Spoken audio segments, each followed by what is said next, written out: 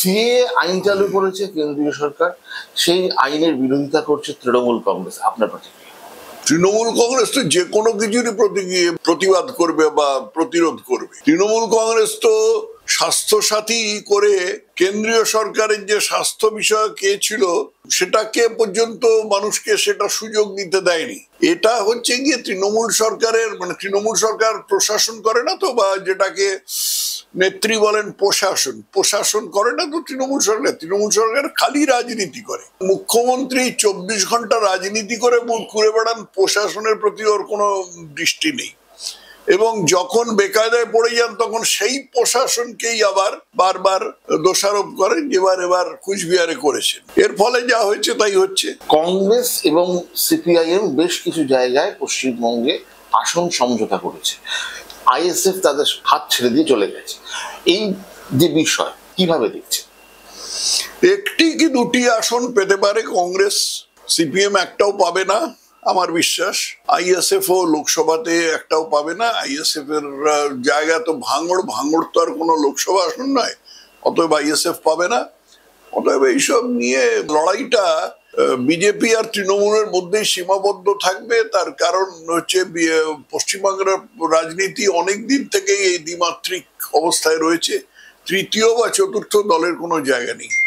একেবারে শেষ প্রশ্ন আপনাকে, সেটা হলো যে বাংলা পক্ষ বলে একটি সংগঠন, তারা ওপেনলি খুব খোলাখুলি বলছে যে ভারতীয় জনতা পার্টিকে একটি ভোটও দেবেন না। কারণ হিসেবে তারা ব্যাখ্যা করছেন যে ভারতীয় জনতা পার্টির দিল্লিতে বসে রয়েছেন যে কোম্পানির মালিক এবং পশ্চিমবঙ্গে বসে রয়েছে কোম্পানির ম্যানেজার। এটা কোট আনকোট বাংলা পক্ষের বক্তব্য, আপনার প্রতিক্রিয়া?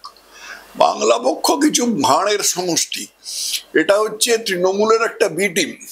তৃণমূল সরাসরি অবাঙালিদের বিরুদ্ধে কোনো ক্যাম্পেইন করতে পারে না, তার কারণ হচ্ছে মারোয়ারির টাকা ছাড়া তো তৃণমূল চলবে না। সেই জন্য তৃণমূল একটা বি টিম প্রসব করেছে যার নাম দিয়েছে বাংলা পক্ষ। তারা বাঙালি আবেগ উথলে দেওয়ার চেষ্টা করে যাতে করে নাকি লোকে একটা সর্বভারতীয় লোকসভা নির্বাচনে সর্বভারতীয় দলকে ভোট না দিয়ে একটা রাজ্যের দলকে ভোট দেয়। কিন্তু এতে লাভ হবে না কোনো, কারণ বাংলা পক্ষ কেউ সিরিয়াসলি নেয় না।